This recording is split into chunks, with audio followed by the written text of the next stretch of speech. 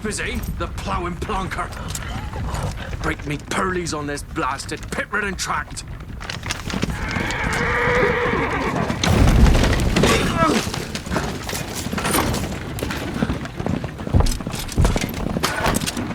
Where's fear not dry road? Oi! The devil's after you! Just running from!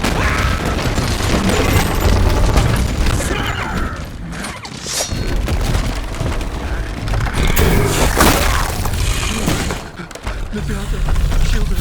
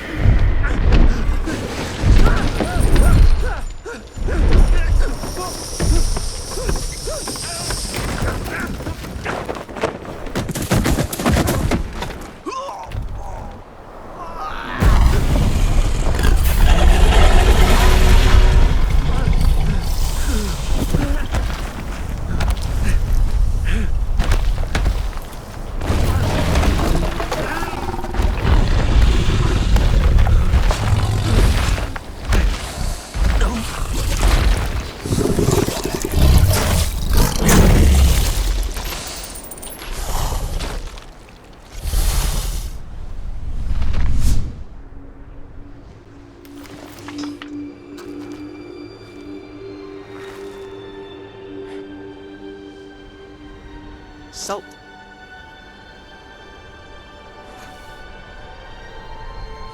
Almost had me fooled, Fruin.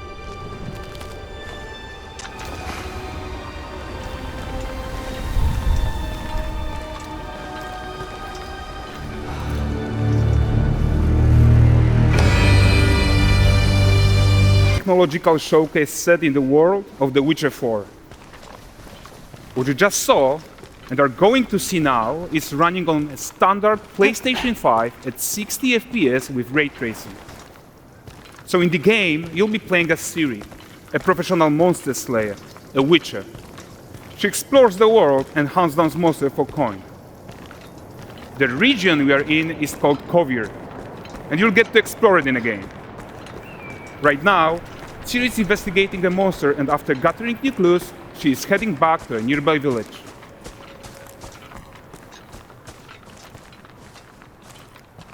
All right, everyone, meet Kelpie. Let weeds be weeds, Kelpie. So just like Geralt had Roach, Ciri has her own loyal companion. We return to town. These two characters need to feel like one. Since you're gonna explore the world on horseback, riding needs to feel seamless, natural, and just fun. Yeah, and to support that, we're introducing multi-character motion matching in Unreal.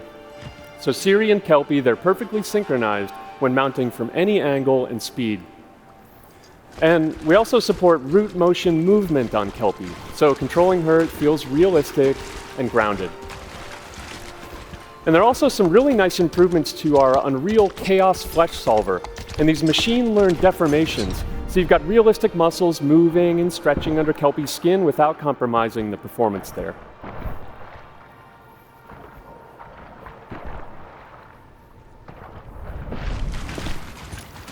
So let's leave Ciri behind for a second and talk about the world itself.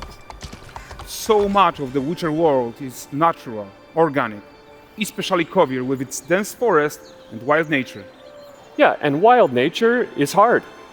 And with nanite geometry, we've freed artists from so many of their old constraints. But we don't want to rest until everything we do in Unreal has that same spirit of freedom. There's always more work to do. And foliage is a huge piece of that puzzle. So we are excited to introduce nanite foliage. And in order to achieve gorgeous foliage density everywhere, while still being memory efficient, fast to render, we believe that a new idea was needed. So instead of the same card approach we've been using for the past 20 years, artists should be free to take a nanite approach to foliage, modeling every single leaf and pine needle. And the old LOD tricks of the past, they needed a complete rethink. And in their place, it's a new adaptive voxel representation in nanite. It's volumetric, it's fully 3D, it is super fast to render. And these dense clusters of triangles turn into these cubes. which at a distance, they're no larger than a pixel, and they react to the changing light of our dynamic sun and our shadows, and they allow artists to render whatever amount of foliage is needed to achieve their vision without compromise. And no compromise means how ambitious we are when it comes to bringing our vision to life with incredible visuals. But more than that, together with Epic, we created faster way to load the world. We can now bring in more content more quickly for the smoothest possible experience as we fly down to catch up with Siri.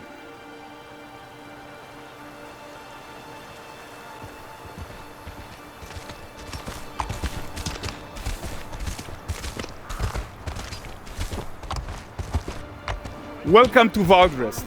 So Valdrest is a port town, a hub for fishing, trade and mining.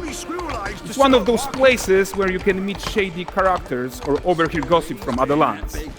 It's also where Ciri took on her current contract. High-tech, let's leave Kelpie here and explore the marketplace and food. I'm so excited we can finally show you some of this stuff. Let's see what Valdrest has to offer. Not her again.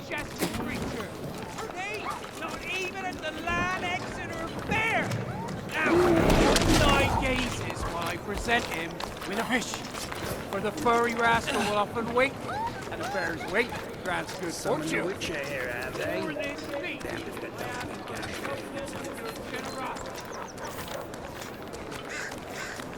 Pardon.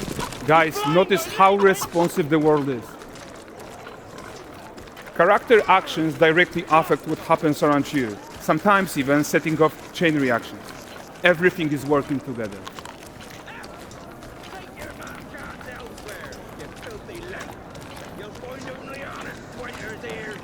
Oh, look at this poor gentleman being taught how to fly by an angry innkeeper. That's what happens when you cheat at Gwent. Last of it, is it? Ready to wait. Jingle in the purse.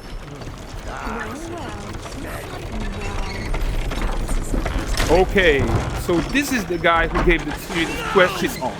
Like you probably suspect, he has his own agenda in all of this. You're off your tits again, Wilfred.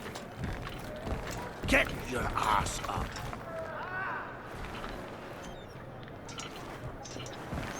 A typical day's toil. Who in? With Churres. What news of my wagons? No eternity is taking that damn salt to arrive. I found them. And, well, suffice to say, they'll not reach you. As for the salt, I found not one speck. I presume this comes as no surprise to you. Now. Kavir's smuggling trade is of no concern to me. Shush, shush, shush. The manticore that flattened your cart and devoured your men? Quite the opposite. Manticore? No, them winged hellspawn dwell in the arse end of Creighton. Not here. While Ciri decides what to do about that merchant, let's take a look at the character technology that powers this marketplace. Why don't we listen in on these fishmongers? They're selling their wares, chatting up customers. Morning, catch this is. Won't find none fresher. Reckon me lady's after one of them. Comes. Get this cleaned and gutted for you. You mind, dearest? Into seeing some and more. Got mackerel, cod, all Brexit's finest. And there is tons of tech to play here, even in this simple market stall. Metahuman tools, improved Unreal smart objects, chaos cloth, and more. Yeah, and all of this exists to make sure that the gap in quality between Ciri and NPCs is as small as possible. Yeah, and closing that gap, it's not just about fidelity, right, but also authenticity. They should react to changes in the world around them. But the prisoner in pillory isn't exciting enough for Valdrest. Let's grab everyone's attention with the circus.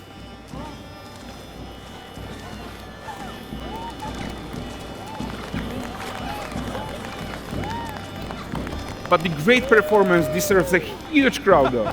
Let's crank it up.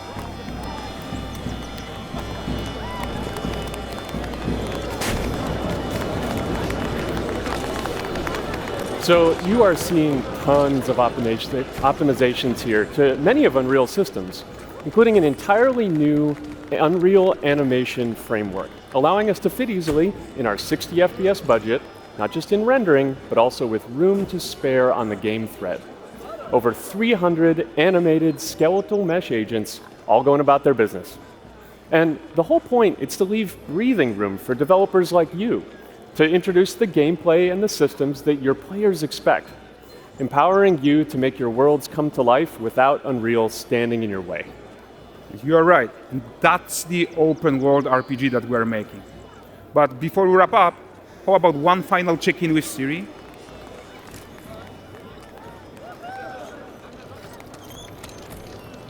We are making this game to be the most immersive and ambitious open world Witcher game ever. And we are making this a reality thanks to our work on Unreal with the team at Epic. I think what we are doing together is going to bring in a new generation of open world RPGs, and I'm so proud of what we accomplished so far. We are too. So we're almost done, but before we go, here's a small gift for all Witcher fans. A first look at Lanexeter.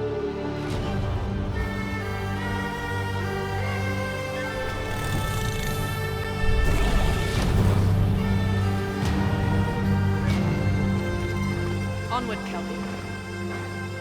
With what?